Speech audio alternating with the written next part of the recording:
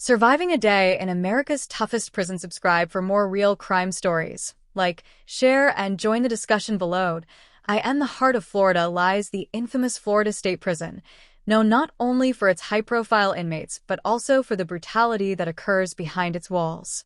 On an otherwise ordinary day, chaos erupted when a massive fight broke out in the yard, leaving inmates and guards scrambling for safety. As the dust settled, the body of 32-year-old inmate Kyle Smith lay lifeless on the ground, surrounded by a crowd of terrified onlookers. News spread fast. Footage of the fight went viral, capturing the terror and violence that define life in a maximum security prison. How did a simple dispute escalate into such horror? And what led to Kyle's tragic death? The questions hung heavy in the air, leaving the audience desperate for answers. To grasp this story fully, we must rewind to understand who Kyle Smith was. Raised in a small town in Florida, Kyle had dreams of becoming a chef, known for his love of cooking. But life took a darker turn when he fell into a world of crime, ultimately landing him in Florida State Prison for drug trafficking. While he was trying to make amends for his past mistakes, he faced a system designed to break rather than rehabilitate. What many didn't realize was that prison life was filled with constant threats. Inmates lived under the shadow of violence every single day. There were whispers of gang affiliations, debts to pay, and a code of silence that ruled the prison. Kyle had never been a violent man, but the extreme environment had a way of changing individuals, forcing them to adapt or suffer the consequences. On that fateful day, tensions had been brewing in the prison yard for weeks. A perceived slight between rival gangs escalated, transforming friendships into alliances and igniting a powder keg of aggression. Kyle, caught in the crossfire, attempted to defuse the situation. Instead of finding peace, he became a target.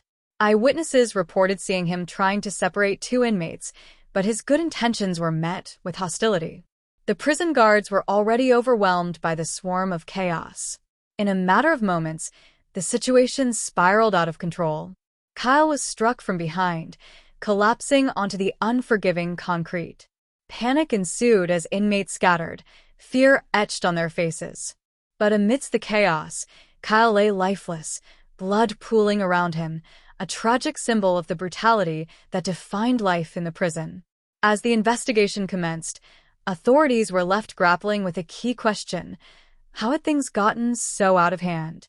Families of inmates outside were calling for justice, demanding accountability for the violence that endangered their loved ones daily.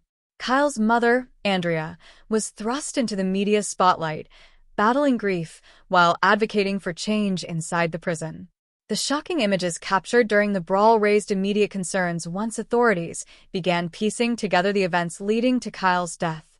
As the investigation unfolded, whispers of corruption and collusion among prison staff emerged. Both the inmates and families grew more restless, knowing that the truth could be buried beneath layers of secrecy. Just when it seemed like answers were within reach, a bombshell revelation rocked the investigation. A former inmate came forward with shocking claims about the true circumstances surrounding Kyle's death. What they revealed had the potential to upend the entire case. But would it lead to justice or further oppression within the prison system? To understand the chaos of that fateful day, we must travel back to the time leading up to Kyle's tragic death. Florida State Prison was notorious for its inhumane conditions, overcrowding, inadequate medical care, and a culture of violence. Inside these walls, inmates fought to survive, where loyalty was bought and sold, and fear ruled every interaction. Kyle had been incarcerated for several years and was determined to turn his life around. He participated in programs aimed at rehabilitation, polishing his culinary skills while dreaming of a better future. His friendship with fellow inmates served as his lifeline, but danger lurked around every corner. Rival gangs often clashed, and any perceived weakness was met with swift and brutal retribution. Eyewitnesses told chilling accounts of the moments leading up to the deadly confrontation. Tensions simmered between two factions in the prison, and arguments flared during a game of cards in the yard. As Kyle witnessed the mounting animosity, he felt the weight of responsibility to step in. But intentions don't always lead to safety. Kyle's efforts to mediate the conflict only seemed to fuel the fire. Inmates recalled the arguments escalating, with Kyle caught unexpectedly in the fray. Guards were nowhere in sight, absorbed in their own activities or overwhelmed by the number of inmates in the yard.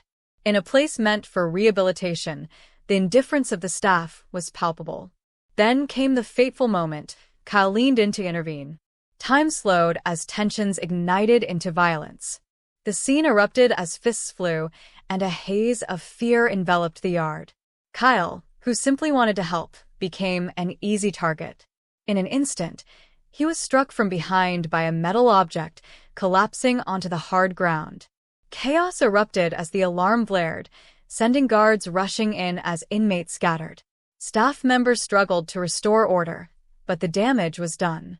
Kyle lay unresponsive, and the yard became a scene of horror.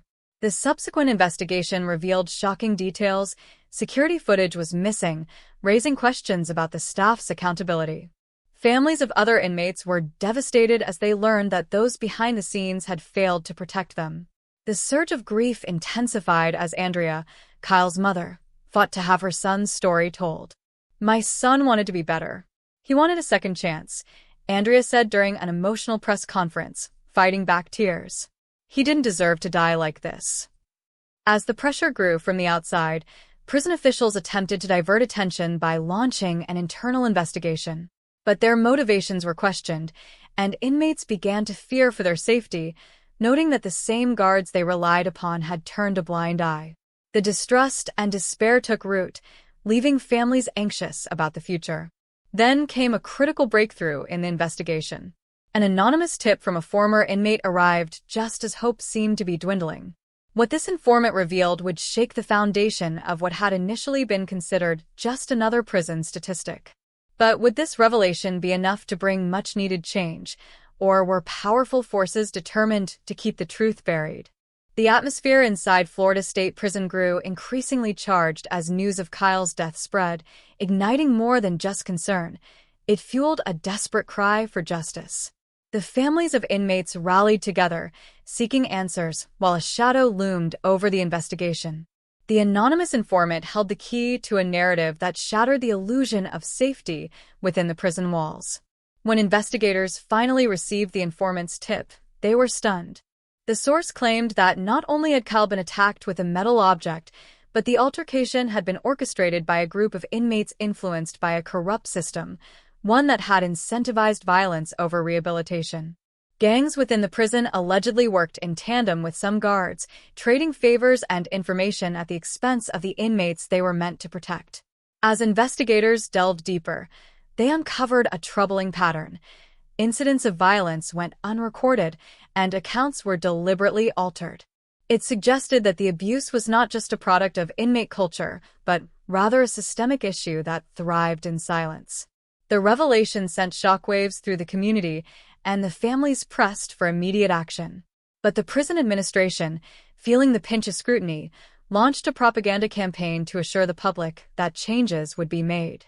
They claimed that internal policies would be revised and security protocols strengthened. However, families were wary, fully aware that empty promises had become the norm.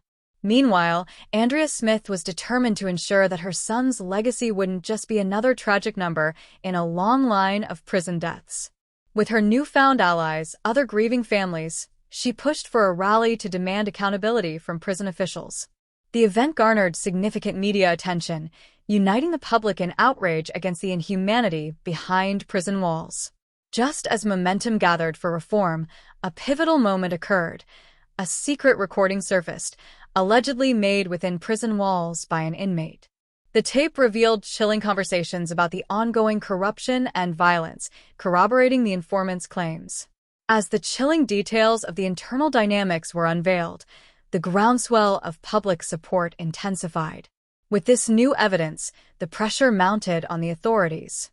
It seemed that the narrative was shifting, and justice might finally prevail. But as excitement filled the air, whispers of retaliation emerged.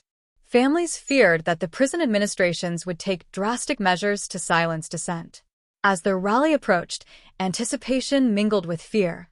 Would this be a catalyst for real change, Or would it only serve to shine a light on deeper problems? The cliffhanger loomed. Faced with powerful adversaries and a broken system, would Andrea and the family's fight for justice succeed? Or would they find themselves further entrenched in the very nightmare they sought to escape?